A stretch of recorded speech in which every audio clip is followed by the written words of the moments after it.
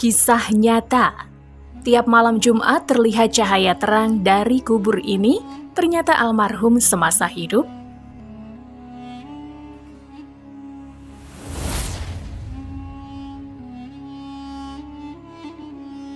Kalau bukan karena kelelawar yang menyeruak masuk dalam rumahnya, Hanifah nampaknya tak akan menyadari kalau malam telah larut. Pandangannya pun mengikuti arah kelelawar itu terbang hingga berhentilah ke arah jam dinding yang menunjukkan pukul 11 malam. Setengah terkejut, ia segera matikan televisinya dan bergegas menutup pintu rumah. Namun, baru saja ia hendak menutupnya, matanya mendadak terbelalak begitu mendapati sebuah cahaya terang yang muncul dari balik semak-semak tak jauh dari rumahnya. Ada orang meninggal lagi ya? Kok terang amat? Pikirnya dalam hati, sembari menatap lamat hamparan pemakaman yang membentang tak jauh dari rumahnya itu. Karena rasa penasaran yang membebat hatinya, ia pun coba dekati sumber cahaya itu. Meski dengan diiringi rasa takut, namun agaknya perasaan takut itu kalah oleh rasa penasaran yang menyelimuti hatinya. Setelah beberapa saat berjalan, ia heran karena tak ada satupun orang yang ditemuinya di sana. Meski langkah semakin bergetar, namun ia tetap bertahan karena rasa penasarannya yang semakin menjulang. Dan tatkala posisinya telah dekat, Hanifah nyaris tak percaya dengan apa yang telah dilihatnya itu. Cahaya terang yang mengundang perhatiannya itu ternyata bukan berasal dari Petromax selayaknya jika ada pemakaman pada malam hari, melainkan berasal dari gundukan tanah yang tampaknya masih baru. Makam baru itu bukan lain merupakan milik Pak Maulana yang baru dikebumikan jenazahnya tadi siang. Dengan langkah tergopoh, ia menghamburkan diri dari tempat itu menuju rumahnya. Dibangunkan sang suami yang telah terlelap sejak pukul 9 itu.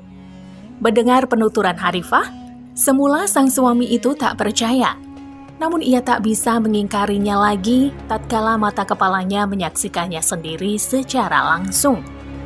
Malam itu adalah malam Jumat. Mereka tak habis pikir mengapa kuburan Pak Maulana begitu terang.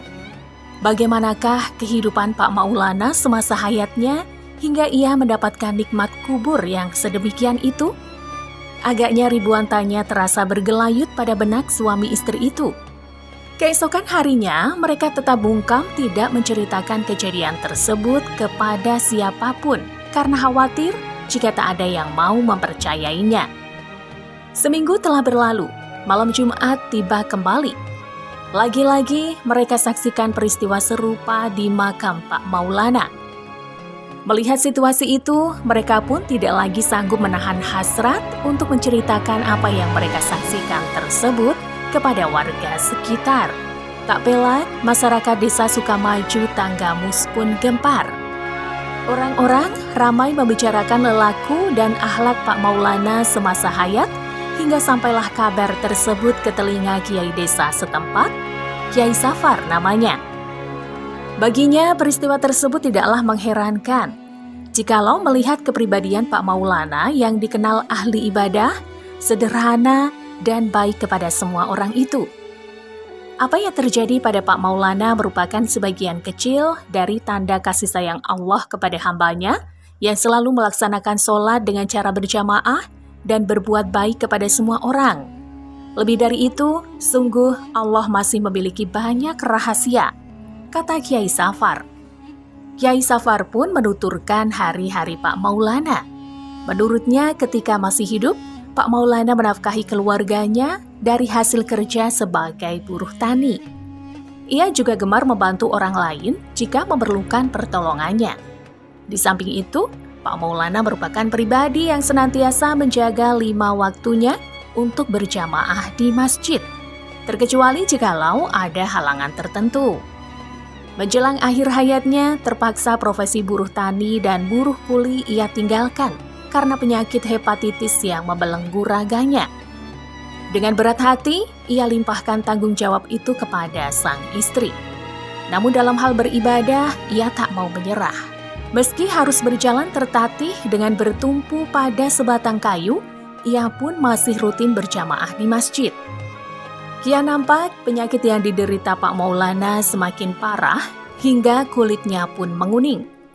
Namun dari pancaran matanya yang teduh, Pak Maulana terlihat begitu ikhlas, bahagia, dan tegar. Waktu terus berjalan, penyakit itu kian bersarang dalam tubuh Pak Maulana. Ia putuskan sesekali menginap di masjid agar tetap bisa berjamaah. Namun keinginan itu ditolak oleh anggota keluarganya. Tentu saja mereka tak sampai hati melihatnya yang sedang didera sakit parah harus tidur sendirian di masjid. Akhirnya dengan terpaksa Pak Maulana pun pulang ke rumahnya.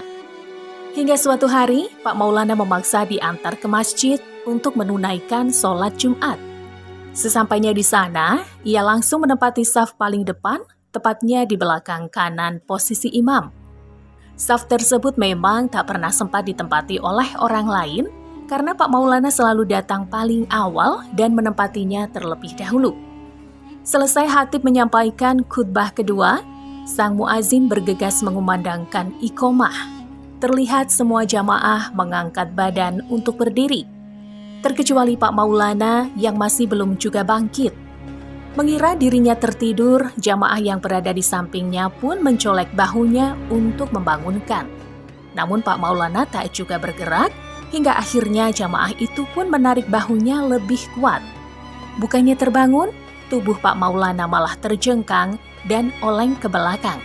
Seketika salah satu jamaah yang menariknya pun berteriak hingga mengagetkan jamaah yang lain. Masya Allah Pak Maulana. Sang imam pun turut memeriksa kondisi fisik Pak Maulana. Dirabanya bagian denyut nadi Pak Maulana hingga degup jantung di dadanya. Raut wajah sang imam pun lantas berubah. Dari bibirnya terucap, Inna lillahi wa inna ilaihi roji'un. Pak Maulana telah meninggalkan kita semua. Kepergian Pak Maulana begitu indah dan mulia. Ia dipanggil dengan begitu mudahnya dalam posisi sedang beribadah kepada Allah. Maka tak heran jika Allah pun melimpahkan segenap nikmat berupa pancaran cahaya dari dalam kuburnya. Wallahu a'lam.